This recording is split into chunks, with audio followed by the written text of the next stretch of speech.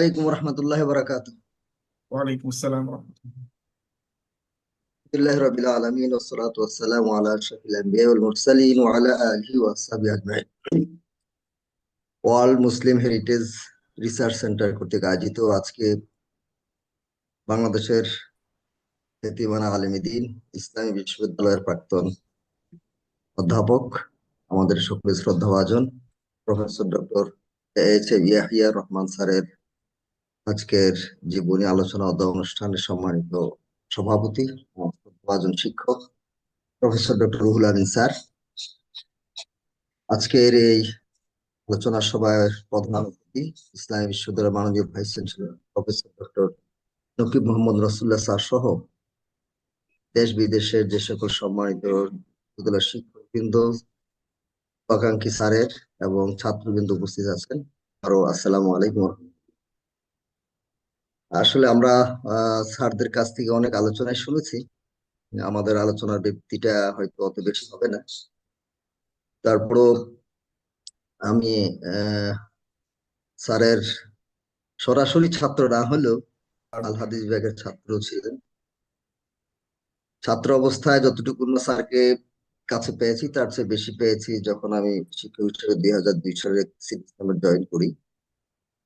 Sir অবসর যাওয়ার আগ মুহূর্ত পর্যন্ত বিভিন্ন ভাবে স্যারের সাথে সম্পর্ক থাকার সুযোগ হয়েছে। কখনো ফোরামের মিটিং এ, কখনো শিক্ষক সমিতির মিটিং এ, কখনো বিভিন্ন কাজে স্যারের সাথে নিবিড় ভাবে মেশার সুযোগ হয়েছে।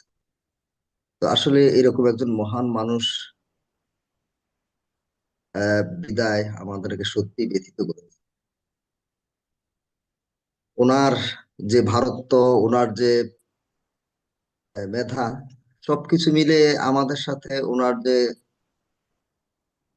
আচার আচরণ এবং চালচলন, এটা ছিল আসলে সত্যি স্নেহবৎসল।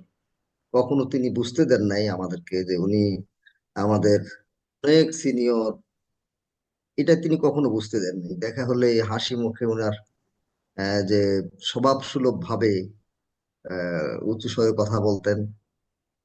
মোসাফার কথা তো বলেছিনি আমাদের আকম আব্দুল কাদের স্যার, মনে হতো যেন অনেক জোরে মোসাফা করবেন, কিন্তু আসলে সেটা ছিল খুবই আহ মানে স্নেহবৎসল।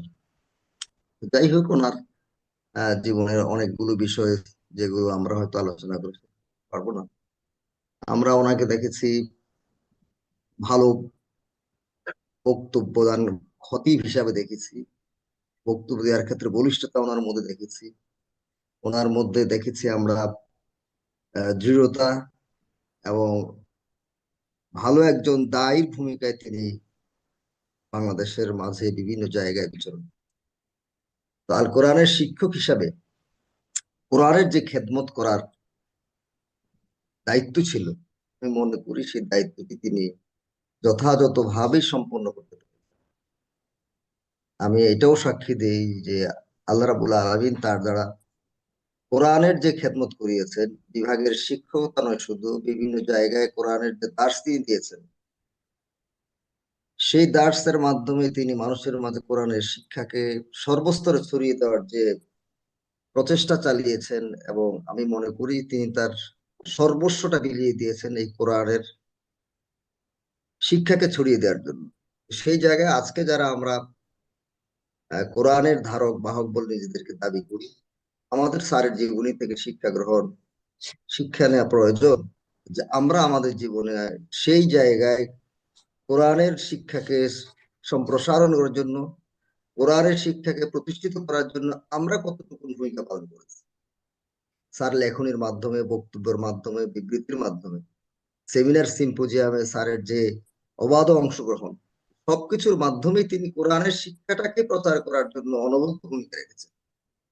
আজকে সেজন্য আমি আজকের আলোচনা সভায় একটাই অনুরোধ রাখবো, যারা আজকে আমরা এখানে আছি, যারা শুনছেন বিভিন্ন জায়গা থেকে, তাদের প্রত্যেকেই স্যারের জীবনী থেকে কমপক্ষে এই শিক্ষাটুকু আমরা গ্রহণ করি যে কোরআনকেই আমরা নিজেদের জীবনের গাইডলাইন হিসেবে যেমন ভাবে গ্রহণ করব, ঠিক অনুরূপ ভাবে কোরআনের শিক্ষাকে সর্ব জায়গায় ছড়িয়ে দেওয়ার জন্য যার যার যোগ্যতা এবং সামর্থ্যের আলোকে আমরা ভূমিকা রাখবো। তাহলেই কেবলমাত্র স্যারের এই আলোচনা সভা আজকে সার্থক হবে। আমি আবারও বিনয়ের সাথে অনুরোধ করব, যারা আমরা আছি এখানে, যেখানে আজকে আমাদের অনেক দায়িত্ব রয়েছে। কোরআনের শিক্ষার অভাবে আজকে মানুষ দিকভ্রান্ত।